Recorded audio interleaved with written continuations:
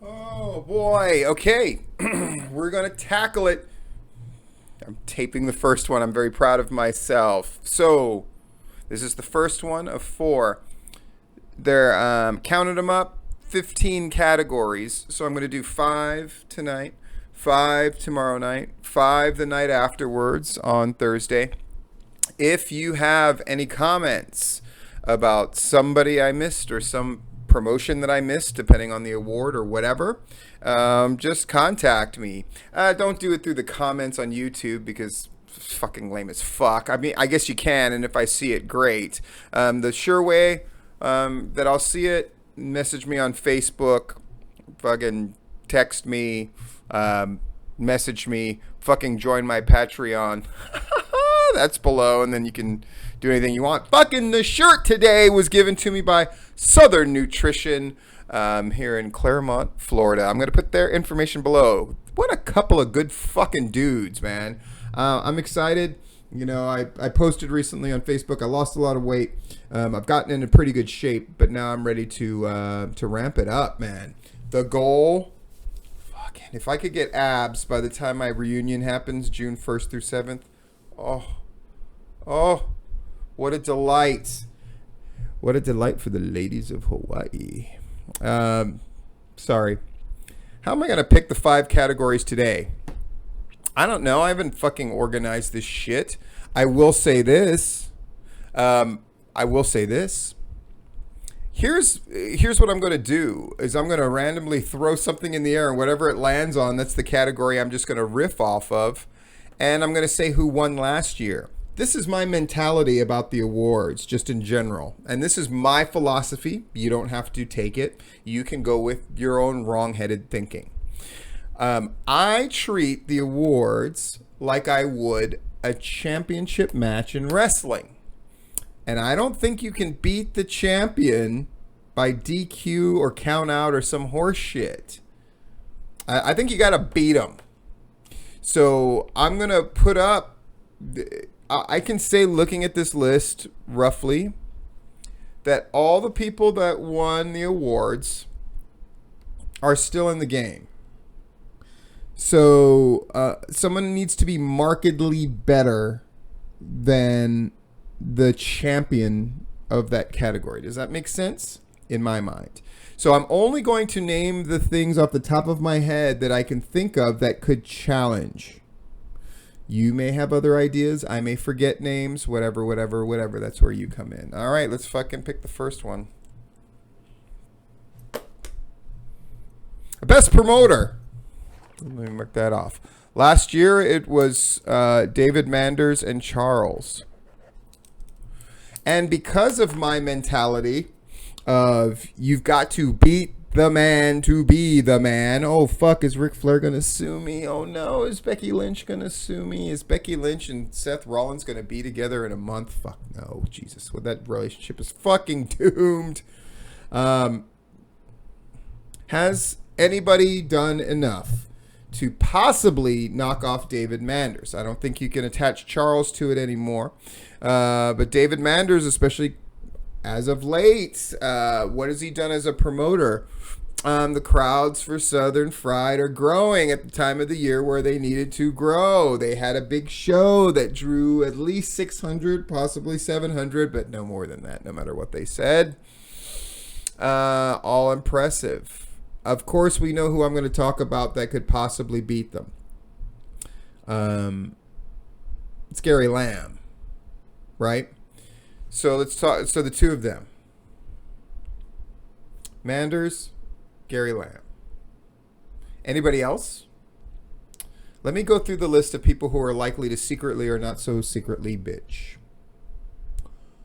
Scenic City promoters.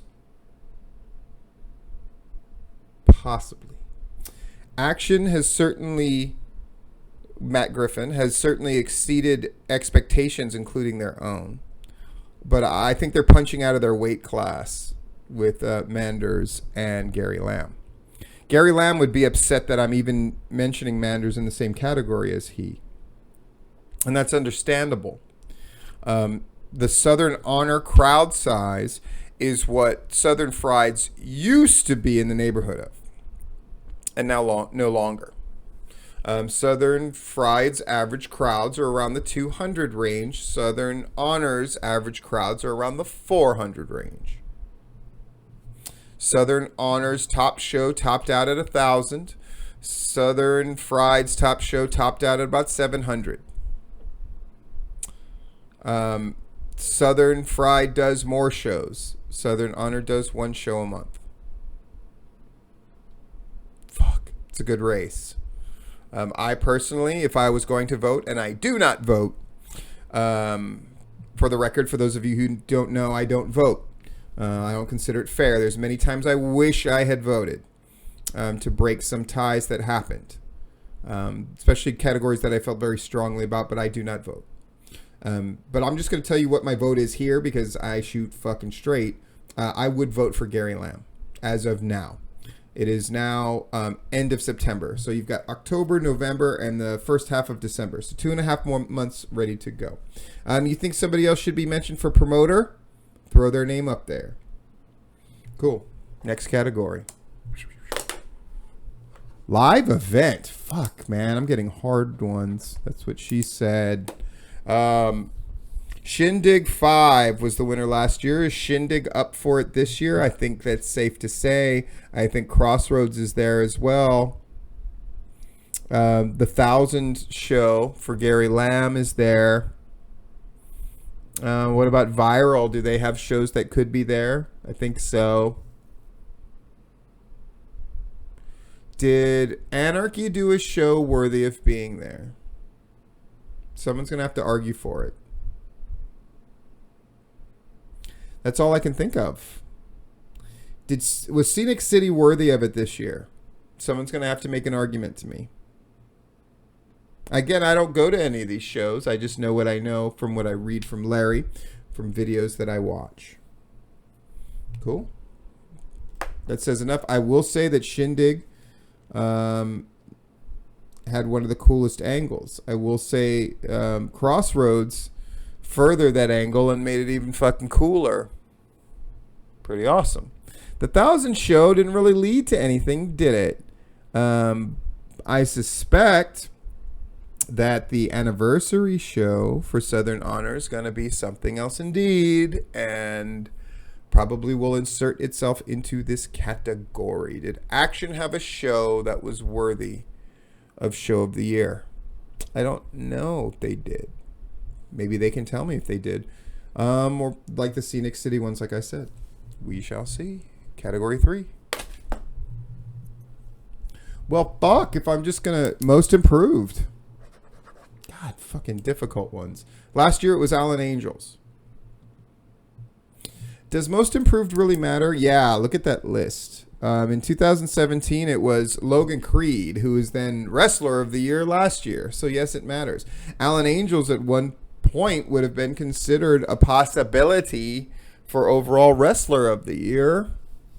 That ship has probably sailed. Who's the most improved this year?